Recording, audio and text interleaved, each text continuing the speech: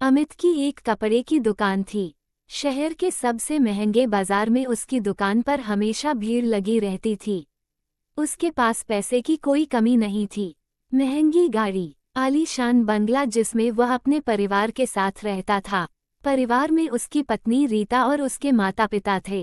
एक दिन अमित अपनी गाड़ी में पत्नी के साथ घूमने जा रहा था। वह एक हिल स्टेशन पर पहुंच जाता है। होटल में उसका कमरा बुक था। वह काउंटर पर पहुंचता है और कमरे में उसकी बुकिंग के बारे में पूछता है। अमित काउंटर रजिस्टर में साइन करता है, तभी मैनेजर एक वेटर को बुलाता है। मैनेजर उससे कहता है, साहब का सामान तीसरी मंजिल पर कमरे में रखाओ। वेटर सामान लेकर आगे आगे चल देता है।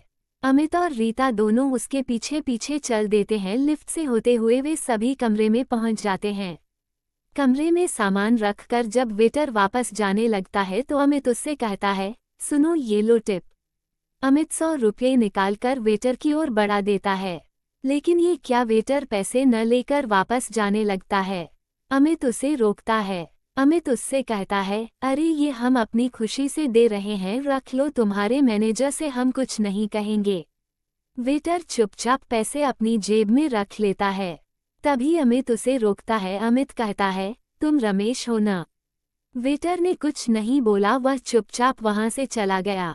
तभी रीता अमित के पास आई और बोली, क्या बात है, आप कुछ परेशान लग रहे हो और वेटर से क्या बात कर रहे थे? अमित ने कहा, रीता यह मेरे बचपन का दोस्त था, लेकिन अब मुझे पहचान नहीं रहा है, मैंने तो इसे पहचान लिया है।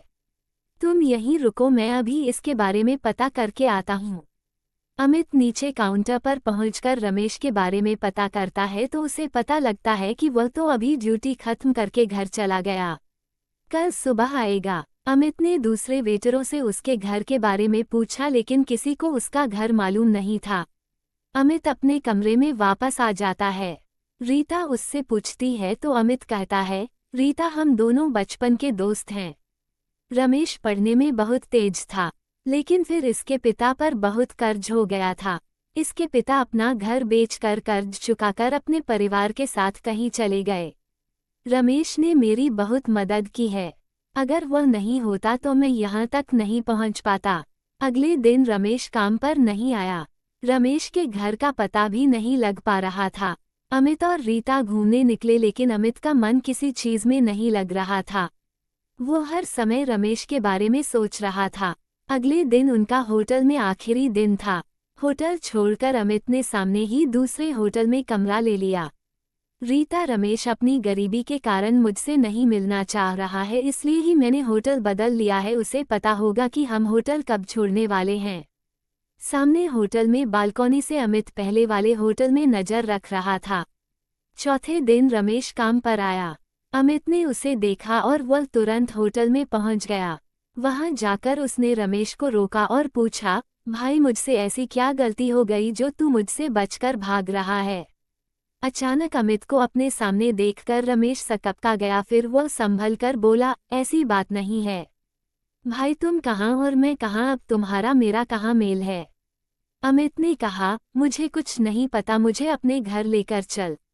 अमित के बहुत जिद करने पर रमेश ने अपने मैनेजर से बात की और अमित को लेकर अपने घर पहुंच गया। घर क्या, एक छोटी सी झोपड़ी सी थी। उसमें उसकी मम्मी और उसकी पत्नी थी, जो कि फटे हुए कपड़े पहने थी। पास ही में एक बच्चा खेल रहा था। रमेश को देखकर उसकी पत्नी बोली, अरे आप आज भी वापस आ गए क्या? वो आपके दोस्त अभी वही हैं जिनसे आप बचने की कोशिश कर रहे थे। अमित पीछे ही खड़ा था। वह बोला, भाभी जी, मैं ही वो दोस्त हूँ जिससे ये बच रहा था। क्या मैं इतना घटिया इंसान हूँ? क्यों माँ जी अपने भोलू बेटे को भूल गईं?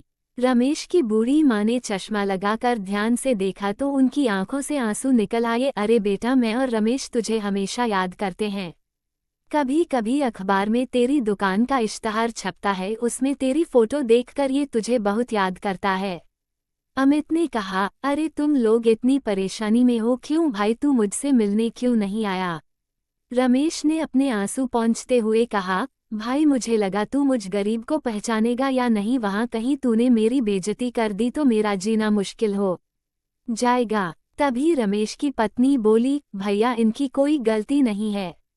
आप ही देखो हम किस हाल में हैं। ऐसे में तो अपने भी मुंह मोड़ जाते हैं। इन्हें इसी बात का डर था। खैर आप बैठो, मैं आपके लिए चाय बनाती हूँ। अमित बोला, चल अपना सामान बांध ले, मेरे साथ चल, दोनों भाई मिलकर दुकान चलाएंगे। मेरी 3 दुकानें हैं जो मुझसे नहीं संभल रही हैं। रमेश ने कहा, नहीं भाई मैं ठीक हूँ, तुझे मैं आज भी याद हूँ, यही बहुत है। अमित ने उसे डांटते हुए कहा, तेरा तो मुझे पता नहीं, लेकिन अपनी माँ और भाभी को मैं इस हाल में नहीं देख सकता, मैं इन्हें ले जा रहा हूँ, तेरा मन हो तो आ जाना। रमेश मना करता रहा लेकिन अमित नहीं माना। वह बोला, जानता है तूने बचपन में मेरी कितनी मदद की है, मैं कितना गरीब था। मेरे पास किताबें खरीदने के पैसे नहीं होते थे। तूने मुझे अपनी किताबें दी और स्कूल में इसी बात पर तेरी कितनी पिटाई होती थी। आज मैं जो कुछ भी हूँ तेरी वजह से हूँ। वैसे बाबूजी कहाँ गए? रमेश बोला, भाई वो तो गांव छोड़ने के 6 महीने बाद ही खत्म हो गए। उन्हें लग रहा था उनकी वजह से उनका परिवार मुसीबत में है। तब से हम ऐसे ही गुजर बसर कर रहे हैं। अमित उन्हें सामान बांधने का बोलकर वापस होटल आया और रीता को सारी बात बताई। रीता बहुत खुश हुई, उसका पति अपने दोस्त की मदद कर रहा है। दोनों ने जाकर रमेश का सारा सामान ट्रक में चढ़वाया और उन्हें अपने घर ले आए।